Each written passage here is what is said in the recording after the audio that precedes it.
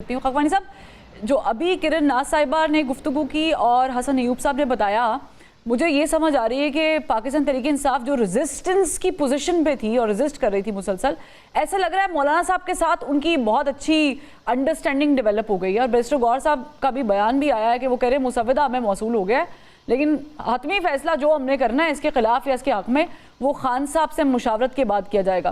क्या कर सकती है पीटीआई? और ये जो पीटीआई खामोशी से सरे ला रही है यस में, ये क्यों कर रही है? देखिए, मुल्ला फजल रहमान ने एक दरमियाना रास्ता निकालने की कोशिश की है तहरीक इंसाफ के लिए भी कि कुछ इनको खासतौर पे मिलिट्री कोर्ट्स के वाले से या कुछ और उनके तहफात है वो कम हो। लेकिन मैं ये बात जो एक अहम पॉइंट है जो मैं कहना चाह रहा हूँ बार बार, ये बात मुख्तलिफ जगहों पे जहाँ भी बात होती है, इसमें असल मसला ये है, इस पूरे जो आप कॉन्स्टिट्यूशन कोर्ट बनाए या कॉन्स्टिट्यूशन बेंच बनाए या कोई भी और रिफॉर्म लेके आए जिसमें रिफॉर्म गुनाह पे कुछ भी करना चाहें, लेकिन जो इसमें खतरनाक पहलू ये है कि आप जजेस को पिक एंड चूज कर रहे हैं। यानी कुछ जजेस को आप हैंड पिक करना चाहते हैं, हैंड कुछ पिक का जजेस लफ्ज इस्तेमाल कर ले। ऑब्जेक्ट हैं। जी, मैं पिक एंड चूज नहीं कहूंगा, क्योंकि उसकी वजह ये है, देखिए, और ये गलत बात है, ये बहुत ही खतरनाक बात है। इसलिए खतरनाक बात है कि आपने कुछ जजेस पे आपने बिल्कुल एक पहले लेबल लगा दी है कि ये इनका एक खिलाफ फैसला हमारे खिलाफ आया था, क्योंकि ये हमारे खिलाफ फैसला देगी। अच्छा, फिर अब कॉन्स्टिट्यूशन कोर्ट में जो कॉन्स्टिट्यूशन बेंच बन रहा है, खबरें यही आ रही है, इतलात यही आ रही है कि उससे जुडिशल कमीशन ही नामजद करेगा उसको, उसमें चीफ जस्टिस ऑफ पाकिस्तान का कोई रोल नहीं होगा, जो नेक्स्ट चीफ जस्टिस होंगे। अब उसमें दिलचस्प बात ये है कि इसमें जो मौजूदा सुप्रीम कोर्ट है, जो जजेस जो कॉन्स्टिट्यूशनल हवाले से एक्सपर्ट समझी जाती हैं, इनकी एक्सपर्टीज है, उनमें सबसे नुमाया जस्टिस मंसूर अली शाह है, जस्टिस मुनीब अख्तर है और जस्टिस अतहर मनिल्ला है, जस्टिस आयशा मलिक का भी नाम आता है। अब ये इनमें से आप देखिएगा, इनमें से कोई भी मैं यकीन से कह सकता हूँ उस कॉन्स्टिट्यूशन कोर्ट में नहीं होगा। यानी मकसद ये नहीं है कि कॉन्स्टिट्यूशन कोर्ट के लिए किसी वकार या कॉन्स्टिट्यूशन के महर जज जो ये एक पूरा प्रोपेगेंडा या एक पूरा नैरेटिव बना रहे हैं ना कि हम कॉन्स्टिट्यूशन कोर्ट बनाना चाहते हैं ताकि वो एक आईनी मसाइल निपटाए और बाकी कोर्ट बाकी काम करे। तो भाई सुप्रीम कोर्ट में जो जजेस जिनकी एक्सपर्टीज ही कॉन्स्टिट्यूशनल है, वो कॉन्स्टिट्यूशन पढ़ाते रहे हैं, कॉन्स्टिट्यूशन के एक्सपर्ट हैं, कॉन्स्टिट्यूशन केसेस लेते रहे हैं, कॉन्स्टिट्यूशन लेकिन आमिर खकवानी साहब, अगर आपको ये बात समझ आ रही है, मेरा सवाल तो फिर वहीं पर रह गया, अगर आपको ये बात समझ आ रही है तो पीटीआई क्या प्लान कर रही है? क्योंकि ये बात तो अगर आपको समझ आ रही है, मुझे समझ आ रही है, तो पीटीआई तो लग रहा है कॉम्प्रोमाइज है। देखिए, बात ये है, पीटीआई के पास ऑप्शंस क्या है? पीटीआई के पास तो बिल्कुल ही कॉर्नर में है ना। पीटीआई तो रोल अदा करने की पोजीशन में भी नहीं है, यानी पीटीआई इस तरमीम को रोक नहीं सकती। अगर मौलाना फजल रहमान उधर साथ शामिल हो जाए तो पीटीआई रोकने में नाकाम है, रोक नहीं सकती।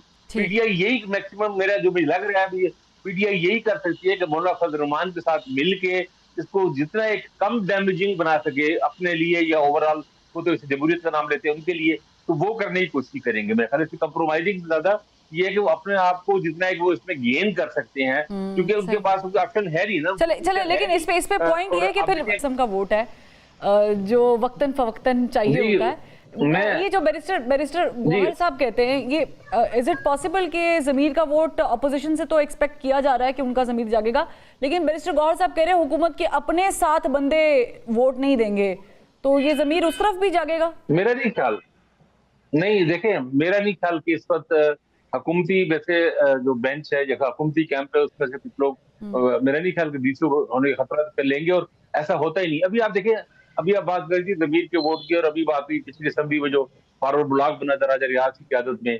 अच्छा, वो पीडीएम की हुकूमत तकरीबन 16 महीने रही है, 16 महीने वो पार्लियामेंटेरियन रहे हैं ना। कोई एक, हम सब जर्नलिस्ट हैं, हम सब जर्नलिस्ट हैं, हम यूथ सब जर्नलिस्ट हैं, किरण नाज साहब भी, आप भी, मैं भी एक पुराना जर्नलिस्ट हूँ।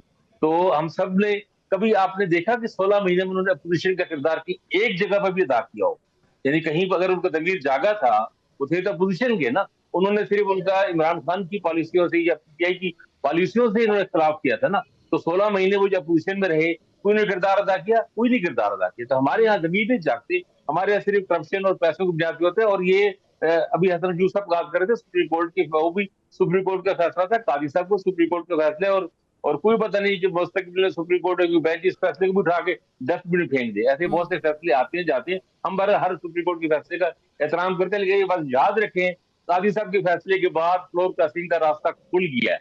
इस दफा अगर जरूरत पड़ी तो इस दफा होगा, इस दफा ना भी होगा तो आइंदा होगा। और हमेशा फ्लोर क्रॉसिंग का सारा गुनाह जारिया हमारे चीफ जस्टिस ऑफ पाकिस्तान के जो इस वक्त मौजूद है उनके सर नहीं, पे रहेगा। लेकिन इस पे मैं एक पॉइंट देना चाह रहा हूँ, बड़ा अहम पॉइंट है, इस पे आप- सवाल रिलेटेड जी जी एक बात आखिरी बात करना चाह रहा हूँ, ये बहुत अहम बात है, इस पे मैं चाह रहा हूँ इसमें भी कमेंट करें। जो ये कॉन्स्टिट्यूशनल बेंच बनेगा, जुडिशल कमीशन बनाएगा, ठीक है, उसमें जी हुकूमत की और अपोजिशन की इक्वल नुमाइंदगी होगी, जो भी होगा, ठीक है, बहुत अच्छा काम होगा, ट्रांसपेरेंट होगा। हम फर्ज कर लेते हैं, हम सपोज कर लेते हैं कि बेस्ट यानी लोग लगाए जाएंगे, फॉर एग्जाम्पल जो वो जो जैसा वहां जो कॉन्स्टिट्यूशनल कोर्ट में आएंगे, वो पॉलिटिकल केसेस सुनेंगे ना, वो कॉन्स्टिट्यूशनल केसेस सुनेंगे, तो ये जो इलेक्शन का मामला या उसके मामले जिससे डर रहे हैं, तो वो जजेस अगर जुडिशियल एक्टिविज्म का मुजाहरा करें, या वो जजेस अगर इंसाफ के फैसले शुरू कर देना शुरू कर दें, तब क्या होगा? मतलब मैं ये पूछना चाह रहा हूँ, उन जजेस से जो कॉन्स्टिट्यूशन कोर्ट के जजेस लगाए जाएंगे, रिटायर जज लगाए जाएंगे, या पता नहीं क्या मैकेनिज्म बनाते हैं इनमें से, उनसे अच्छा बच्चा होने का सर्टिफिकेट लिया जाएगा। यानी किस तरह ये चले, मैं चाहूंगी ये हसन अयूब साहब जजेस जो है, वाकई के फैसलों में इतराज है, चलें। जैसे मंसूर शाह का इतराज है, तो उन जजेस के फैसले में इतराज नहीं होगा। चलें, ठीक है। परफेक्ट होंगे। आमिर खाकवानी साहब, किरण नाज साहिबा ने फरमाया ब्रेक पे जाने से पहले कि पीटीआई के पास ऑप्शन मौजूद नहीं है। ऑप्शन मौजूद नहीं है या फैज साहब मौजूद नहीं है?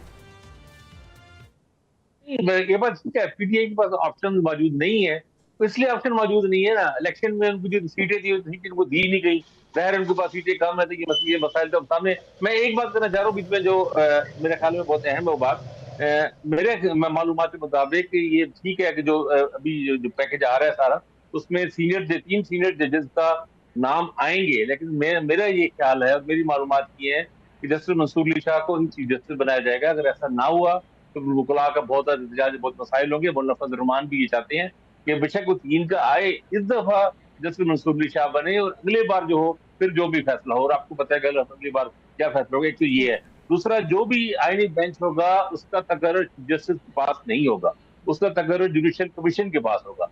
अगर चीफ जस्टिस के पास अगर उसका तकर्रुर जाएगा, फिर मंसूर अली शाह नहीं बने। लेकिन उसको वो बैलेंस आउट भी कर रहे हैं ना, ऑपोजिशन के लोग भी डाल के बैलेंस आउट करने की तो कोशिश कर रहे हैं ना। नहीं, वो आप देखें, ये एक पूरा फार्मूला बनाया जाता है, और उस पूरे फार्मूले में पूरी कोशिश होगी यकीनी तौर पे अपनी समझदारी के साथ कि बेशक अपोजिशन के लोगों को नुमाइंदगी कर दी जाए उसमें, लेकिन मोनोपोली जो अक्सरियत हुकूमत की हो। सुप्रीम कोर्ट के जजेस भी शायद बढ़ा दी जाएंगे, मतलब 6 जजेस होंगे उसमें। और फिर आप देखें एक जो पाकिस्तान बार काउंसिल का, जो इस वक्त पाकिस्तान बार काउंसिल कहने वकला की नुमाइंदा जिंदगी में, लेकिन इस वक्त वहां पे मेजॉरिटी है वफाकी वजीर आजम नजीर तारड़ के इंडिपेंडेंट ग्रुप की। 23 में से 17 लोग उनके हैं। पाकिस्तान बार काउंसिल ने पिछले 1 साल से हर चीज में हुकूमत के साथ वोट दिया, यानी वो हुकूमत का ही वोट है। ये बड़ा टैक्टफुली किया जाता है, इसलिए बेवकूफ नहीं है कि अपोजिशन को अपोजिशन के हाथ में दे दी। ये चीजें अपने हाथ में रखी जाएंगी। वो ऑप्शन पे कमेंट कर दे, क्योंकि वक्त की कमी है, मुझे दोनों से एक लाइनर भी चाहिए। ऑप्शन तहरीक इंसाफ के पास ऑप्शन एक तो कल एहतजाज करने का है। अभी आप जब ये प्रोग्राम कर रहे हैं, स्पीकर चल रही है कि पंजाब हुकूमत ने कल